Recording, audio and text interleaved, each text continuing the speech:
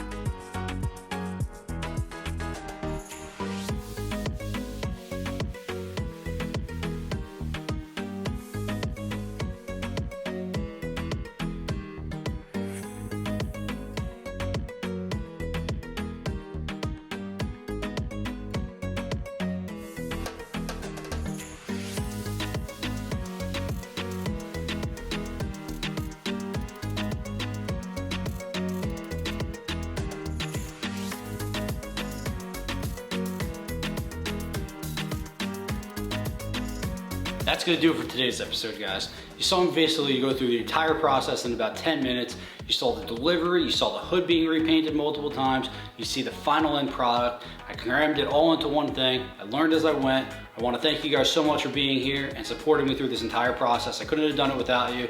I did it all for you guys so that I could learn as I go, and you guys make this all possible. So I wanna thank you guys for being here. Make sure you guys like, subscribe, throw me some comments down below. Let me know what you guys think about this stuff. Make sure you follow me over on Instagram to get an inside scoop prior to the stuff coming out on here. And also make sure your post notifications are on. That way you guys can stay up to date on everything that I post. Hope that you guys will be inspired by this. I hope that you guys will just pick up a wrench, buy a car, do whatever you need to do. Just try to become a DIY salvage guy yourself.